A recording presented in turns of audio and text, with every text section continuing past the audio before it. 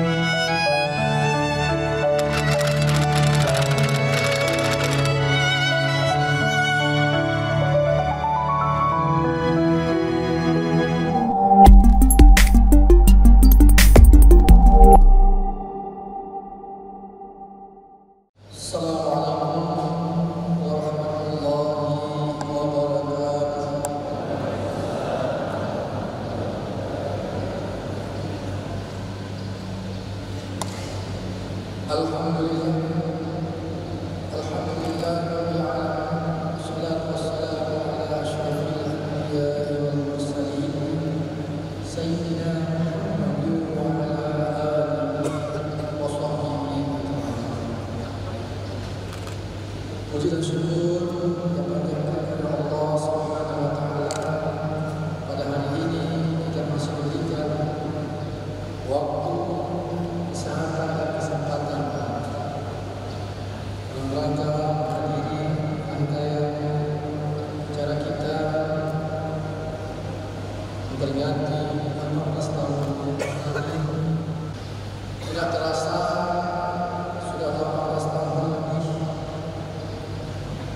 Musibah gempa dahsyat dan tsunami yang terjadi 16 Desember silam yang lalu. Semoga kita dapat menjadi terus untuk selalu menjadi muhasabah kita, selalu menundukkan kepala, tafakkur, melakukan refleksi, berzikir, berikan doa yang terbaik kepada para syuhada termasuk dalam bencana alam baru-baru ini terjadi di daerah kita. Musibah ini telah membuka mata seluruh dunia agar terus mencari cara untuk melintasi penerus pidana seluruh bangsa untuk selalu siaga dan tangguh dalam menghadapi bencana dan selalu untuk mendekatkan diri kepada Allah dalam menghadapi bencana. Mari kita jadikan peristiwa ini sebagai momentum untuk mengingat kebesaran dan kekuasaan Allah Subhanahu wa Ta'ala. Bencana merupakan cobaan yang diberikan oleh Allah Subhanahu wa Ta'ala pada hamba-Nya agar kita saling berbudi, saling mengasihi dan saling mendoakan. Mudah-mudahan kita senantiasa diberikan kekuatan, kesehatan, dan keberkahan dalam melaksanakan tugas dan tanggung jawab kita sebagai hamba-Nya. Bapak Ibu yang kami hormati, sebagai sedikit tambahan, sudah 18 tahun yang lalu saya menjadi salah satu saksi begitu dahsyatnya tsunami di 26 Desember 2004. Ketika waktu itu saya tidak terjauh dari kita lihat sekarang kapal yang ada di Pulau Bangcok. Saya waktu itu tinggal di sekitar Pulau Bangcok. Betapa Allah menunjukkan kekuasaan. Ternyata kita tidak ada menemukan keadaan beliau. Saya pada waktu itu menganggap bahwa ini adalah dunia sudah lewat. Betapa dahsyatnya yang datang seketika dan seketika juga langsung air membawa apa yang ada di dalam alam dalam sekejap, dan dalam sekejap apa yang ada di laut membawa ke darat termasuk kapal apung itu yang ada di wilayah Aceh ini. Pada waktu itu sebelum tidak percayakan apakah malam itu bisa berjalan sebesar itu yang diperkirakan lebih 2.000 ton bisa menghantam semua bangunan yang ada, termasuk rumah-rumah dan termasuk manusia yang ada di depannya. Dan ini kuasa Allah yang tidak bisa kita alami. Hanya Allah lah yang Maha Kuasa. Di situ kita boleh tunduk bahwa betapa Allah Maha Besar, Allah yang Maha segala-galanya, dan kita tidak ada apa-apa yang kita. Dan waktu itu kita hanya berpikir bahwa waktulah yang akan menjemput kita. Hanya menunggu pasrah ketika air datang yang 3 kali yang besar, yang 3 kali datang sekarang 3 kali surut, waktu cepat. Itu bagian dari kesaksian kami langsung pada tanggal 16 Desember, dan ketika kami turun air surut pada waktu itu kita melihat bergelimpangan yang berada di sekitaran kapal apung tersebut. Dan saya waktu itu melewati dari ujung dari depan. Waktu itu kami beberapa keluarga mohon maaf kepada pihak-pihak yang terpaksa melewati ribuan tidak mungkin pada waktu turun bencana kita untuk pindahkan. Ini salah satu kuasa Allah kepada kita bahwa bencana cobaan itu adalah sebuah kuasa Allah yang perlu kita refleksi. Kenapa itu terjadi? Dan tentu kesempatan ini untuk mengingatkan kita bahwa untuk merefleksi, mengevaluasi diri bahwa hidup kita ini hanya sementara. Hidup ini kesempatan yang diberikan Allah untuk kita mendekatkan diri kepada Allah, untuk bertakwa. Dalam kesempatan yang diberikan kepada kita, mohon ampun kepada Allah, untuk selalu mendekatkan diri kepada Allah, bahwa nantinya kita akan dipanggil untuk kembali kepada-Nya. Mungkin itu sebagai tambahan dari kami, sebagai bagian dari kesaksian kepada Bapak Ibu yang kami hormati. Sebelum mengakhiri sambutan singkat ini, kami berpesan bagi kita semua untuk menunggu 1 tahun lagi ya, 2023, sebagaimana juga disampaikan dalam himbauan dan tausiah dari MPU, dari MPU Aceh, MPU Kabupaten Aceh Tenggara, bahwa kita saat ini melakukan introspeksi dan evaluasi diri dari perjalanan hidup yang telah kita lalui. Jadi kita susun langkah-langkah strategi agar tahun yang akan datang menjadi pribadi yang lebih baik. Mari kita tingkatkan amalan kita, ketakwaan kita kepada Allah SWT. Dan mari kita ubah perbuatan-perbuatan kita yang selama ini mungkin kurang baik untuk ke arah yang lebih baik. Selama ini mungkin ada perbuatan-perbuatan yang tercela, mari kita perbaiki introspeksi diri menjadi perbuatan-perbuatan yang selama ini dilarang oleh Allah SWT. Perbuatan-perbuatan yang diharapkan oleh Allah SWT, mari kita ubah pada tahun 2023 menjadi tahun untuk introspeksi diri ke arah yang lebih baik. Terakhir mungkin demikian, kami ingin sampaikan juga pesan dalam peringatan 15 tahun tsunami ini, bahwa pengalaman 18 tahun yang lalu untuk menjadi cermin bagi kita untuk memperbaiki diri ke arah yang lebih baik. Tentu kita tidak berharap akan datang lagi bencana-bencana seperti ini, baik itu di laut maupun di darat. Bagi kita yang berada di dataran pegunungan, tentu juga tidak ingin datang lagi bencana-bencana semacam bencana banjir, bandang, dan lain-lain. Mari kita bertobat kepada Allah yang selama ini mungkin kita kadang-kadang sholat berjamaah agak jarang-jarang. Mari kita menjaga sholat 5 waktu utamanya dan sholat-sholat lain untuk selalu kita tingkatkan. Dan mari kita selalu mendekatkan diri kepada Allah di masjid, sholat musalla, atau sholat-sholat berjamaah. Mungkin itu yang dapat kami sampaikan.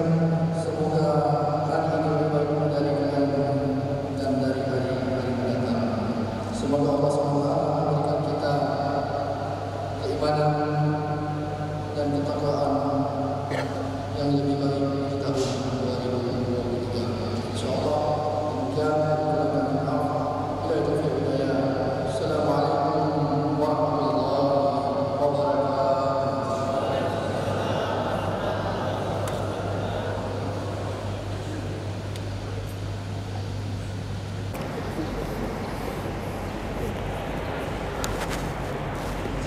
Assalamualaikum warahmatullahi wabarakatuh. Assalamualaikum warahmatullahi wabarakatuh.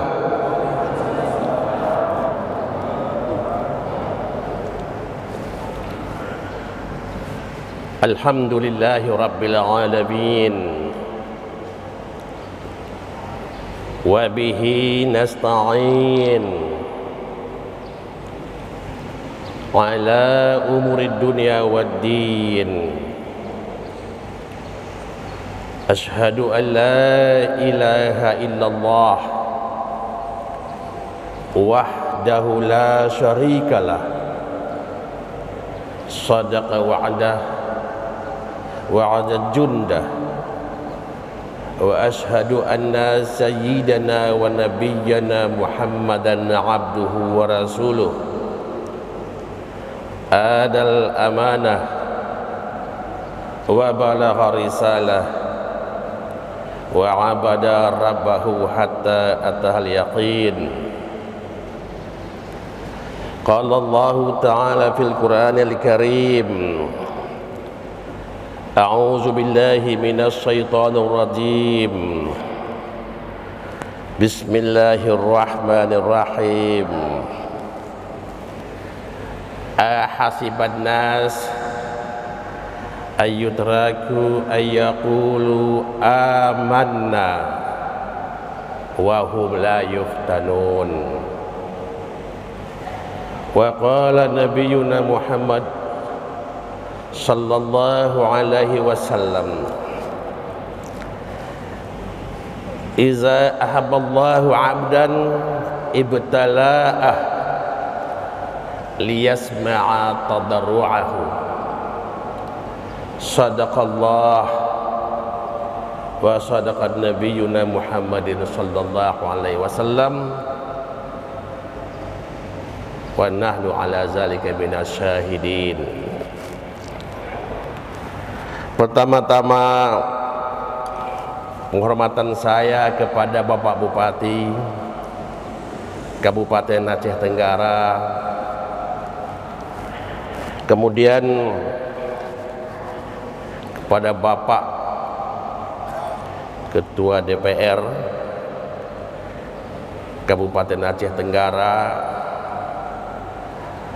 karena terikat dengan ketentuan protokoler saya panggil Bapak. Di luar ini beliau saya panggil namanya saja, karena beliau adalah panggil kakek dia kepada saya. Bapak Kodim, Bapak Kapolres, semua bapak-bapak dan para ibu-ibu yang hadir di dalam masjid yang sangat mulia ini. Oleh karena waktu diberikan kepada saya hanya setengah jam, maka saya tidak terlalu panjang mukaddimah, langsung saja to the point. Saya membuat sebuah pertanyaan tentang peristiwa gelombang tsunami yang terjadi 18 tahun yang lalu. Sebuah musibah yang amat besar. Apakah musibah itu disebut sebagai laknat daripada Allah kepada kita, atau azab daripada Allah kepada kita, atau sebagai ujian daripada Allah kepada kita? Karena namanya bencana bisa diartikan kepada dua penafsiran. bisa dia sebagai musibah kepada, bisa dia sebagai bencana dalam artian ujian kepada kita, bisa juga sebagai azab kepada kita. Jawabannya Bapak dan Ibu, itu tergantung kepada orangnya, kepada kita yang menyikapi setelah terjadinya musibah itu. Setelah terjadi musibah,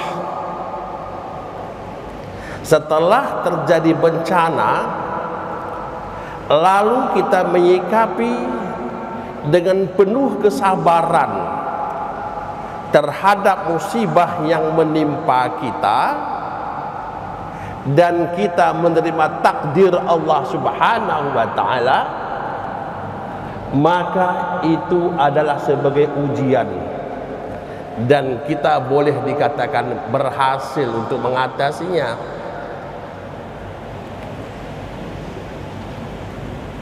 Kalau kita bisa menafsirkan itu, sekali lagi, sebagai musibah, lalu kita lawan, kita tampung dengan penuh kesabaran dan ridha kita terhadap ujian yang diberi oleh Allah kepada kita, maka bukan saja ujian itu tidak bermanfaat, bahkan kita mendapat pahala atas kesabaran itu dan dapat pahala atas ridhanya ketentuan Allah Subhanahu wa ta'ala. Akan tetapi sebaliknya,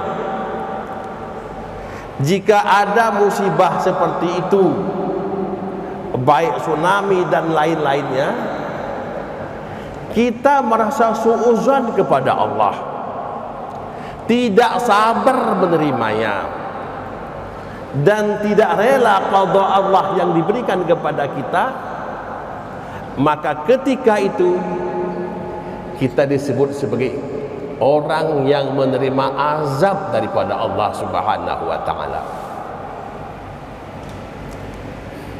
Itu saja jawabannya.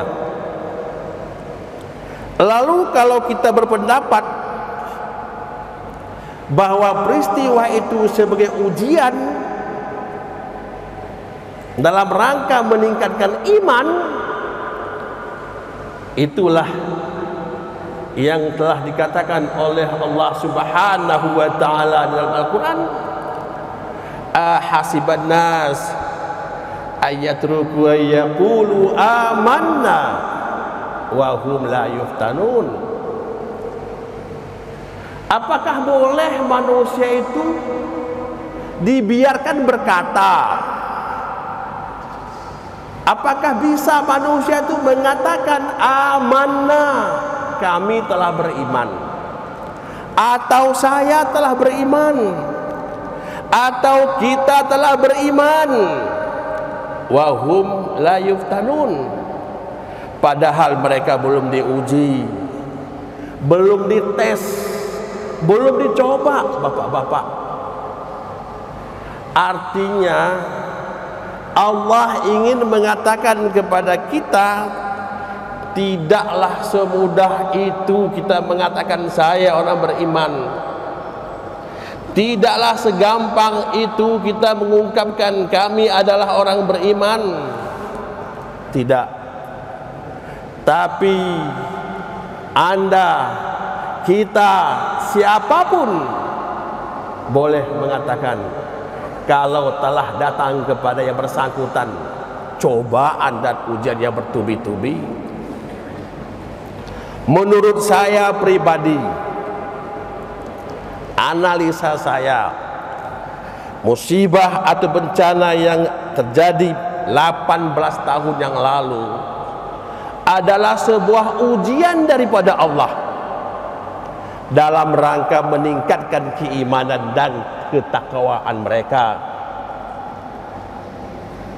Dengan demikian, saya yakin optimis bahwa semua orang yang kena musibah yang telah lewat daripada ujian itu, seluruhnya mendapat pahala daripada Allah Subhanahu wa taala. Dan kepada mereka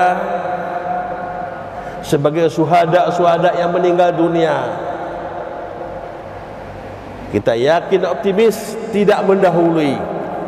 Mudah-mudahan mereka telah berada di dalam surga Allah Subhanahu wa taala. Amin. Amin ya rabbal alamin. Bapak, Ibu, saudara yang berbahagia, dalam kesempatan yang singkat ini saya ingin mengatakan ada 3 hal yang harus senantiasa kita pelihara, kita jaga, kita pantau, dan selalu kita evaluasi. Barang siapa yang mampu dan sanggup memelihara 3 hal yang akan saya sebut ini, maka yang bersangkutan mendapat pahala daripada Allah Subhanahu wa taala. Barang siapa yang melenceng atau menyalahgunakan 3 hal yang akan saya sebutkan ini, maka yang bersangkutan bukan mendapat pahala, bahkan bisa mendapat dosa daripada Allah Subhanahu wa taala. Perlu saya jelaskan Bapak dan Ibu, saya sholat, Bapak sholat, saya bayar zakat, Bapak bayar zakat, saya puasa, Bapak juga puasa. Tapi belum tentu puasa yang saya terima sama besar pahalanya dengan Bapak terima. Kita sama-sama lapar, kita sama-sama mulai puasa dari jam 5 kurang 10, kita sama-sama berbuka pada jam 7 kurang 10 umpamanya. Tapi pahala puasa yang kita terima belum tentu sama besarnya. Kita sama-sama sholat Bapak, sama-sama 4 rakaat zuhur, sama-sama 3 rakaat maghrib, sama-sama 2 rakaat subuh. Tapi pahala yang mereka kerjakan itu belum tentu sama besarnya. Kita sama-sama bekerja, membantu anak yatim, fakir, miskin, sama besar uangnya, sama cara memberikannya, tapi pahala yang diberikan oleh Allah kepada kita belum tentu sama Bapak dan Ibu. Ada 3 hal yang perlu dicatat, yang menjadi penyebab kenapa tidak sama amal ibadah yang kita lakukan, karena berbedanya salah satu dari 3 sebab ini. Pertama, perbedaan atau tidak samanya tingkat keikhlasan kita dalam melakukan ibadah. Sebagai contoh, saya mau salat maghrib berjamaah lillahi ta'ala, karena panggilan Allah, karena perintah Allah Subhanahu wa ta'ala. Tidak ada niat apapun melainkan saya melakukan salat jamaah karena Allah Subhanahu wa ta'ala. Kedua, ada orang melakukan salat jamaah tapi terselip ada niat yang lain. Saya melakukan salat jamaah tapi tujuan saya kedua, saya ingin menjumpai si A karena si A telah berjanji kepada saya dia akan membayar utangnya kepada saya nanti setelah sholat jamaah. Jadi niatnya telah diboncengi oleh yang lain, tidak 100% karena Allah. Saya sholat jamaah supaya disanjung, supaya disebut, supaya dipuji orang. Dengan tujuan itu Anda dapat pahala, tapi tidak maksimal Bapak dan Ibu. Lalu dari sedemikian banyak perbedaan-perbedaan tingkat keikhlasan sesama kita, walhasil pahalanya pun tidak sama kita terima daripada Allah Subhanahu wa taala. Orang yang benar-benar melakukan ibadah 100% karena Allah Subhanahu wa taala, maka dia mendapat pahala maksimal 100% pula.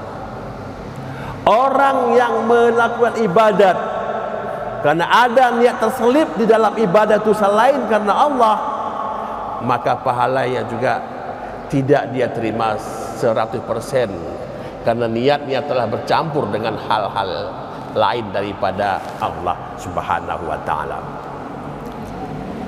Satu. Yang kedua, sebab perbedaan antara kita dengan sesama kita adalah akibat perbedaan cara mengerjakannya. Yang pertama tadi, penyebab perbedaan antara kita sesama kita dalam melakukan ibadah sehingga pahala berbeda karena tingkat ikhlas niat kita berbeda sesama kita. Saya kira ini bisa dipahami. Yang kedua, tingkat kesempurnaannya melakukan sebuah ibadah. Saya sholat, bapak juga sholat, ibu juga sholat. Tapi umpamanya di kalangan saya dengan bapak, saya baca takbir dengan lengkap, jumpa sunat hayahnya saya kerjakan, sunat abaatnya saya kerjakan, apalagi fardu dan wajibnya.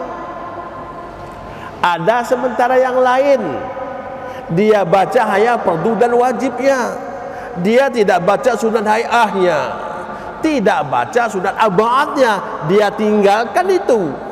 Maka tentu saja bagi mereka tidak mendapat pahala maksimal sampai 100%. Tuh, umpama Allahu Akbar, langsung dia baca Fatihah, tidak dia baca Allahu Akbar kabira atau dalam persialan Allahumma ba'id, dia tinggalkan itu, boleh, tapi pahalanya sudah kurang Bapak dan Ibu. Intinya yang ingin saya katakan adalah akibat perbedaan-perbedaan dalam mengerjakan sebuah ibadah sesama kita berakibat berbeda pula besar pahala yang kita terima.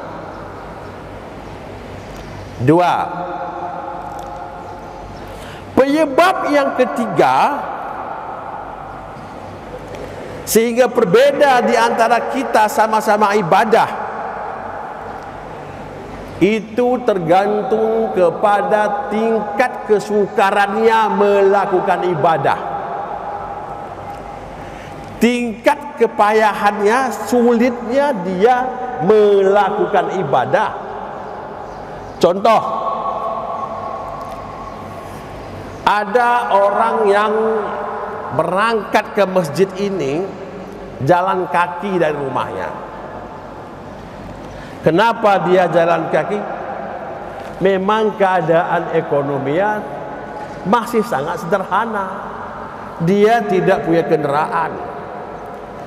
Berangkat dari rumahnya jalan kaki, jalan kaki, jalan kaki, terus menuju masjid.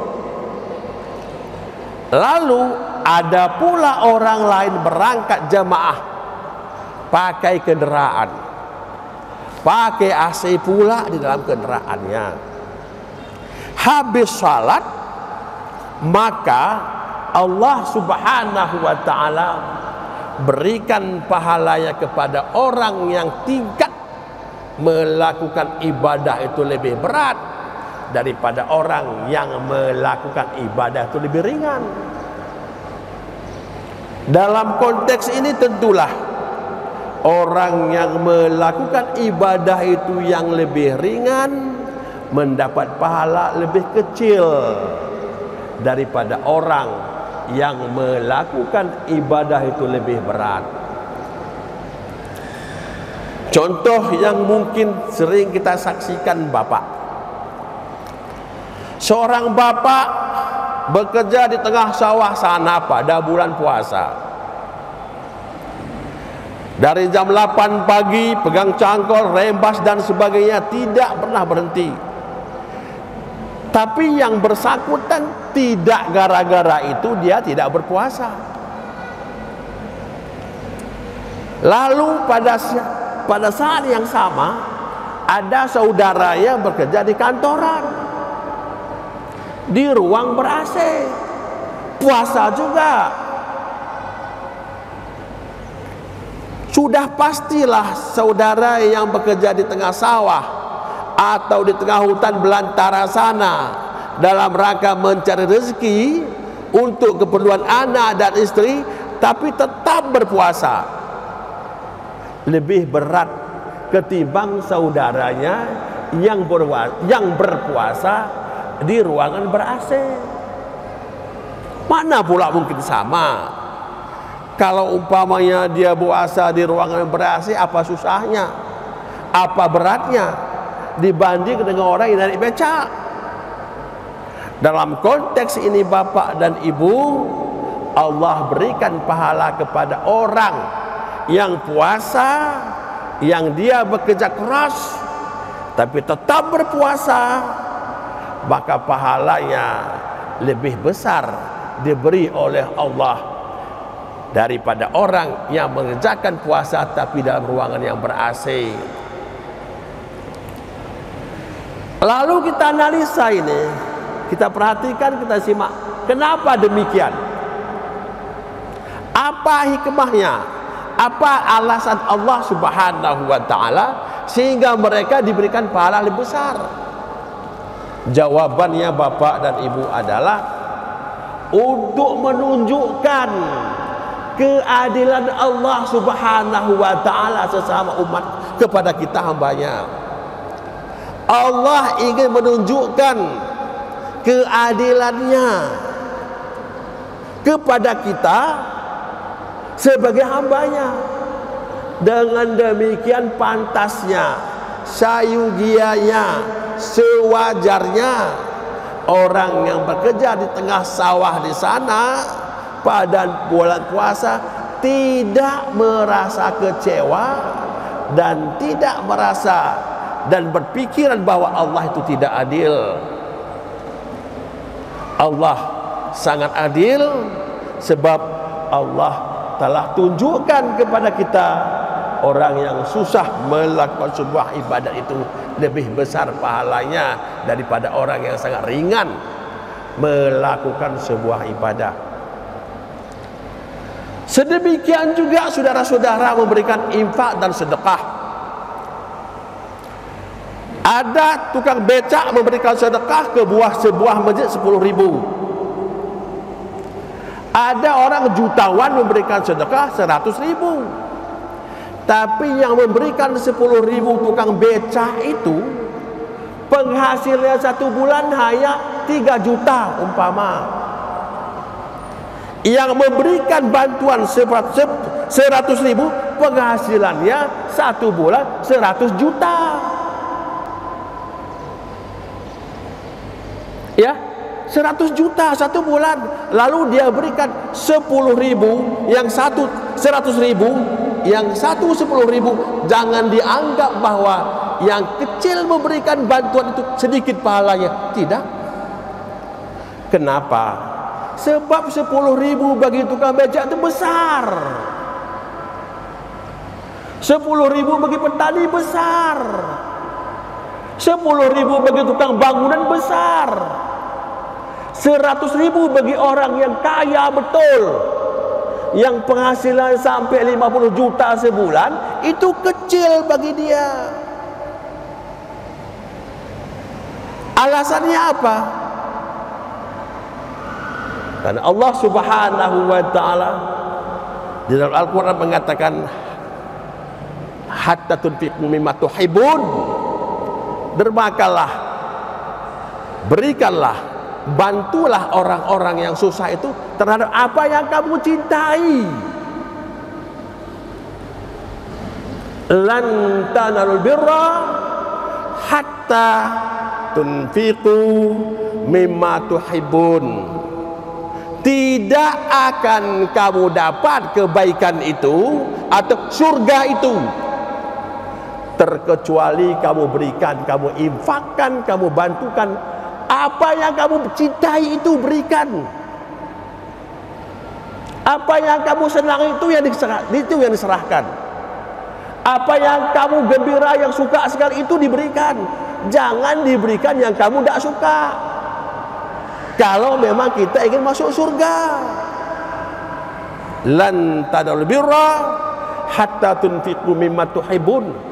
10.000 bagi tukang becak tinggi, 100.000 bagi orang yang kaya raya itu tidak tinggi.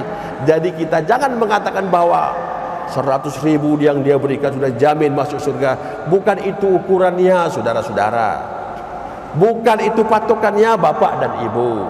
Tapi patokannya adalah infakkanlah apa yang anda cintai lillahi ta'ala, karena Allah Subhanahu wa ta'ala.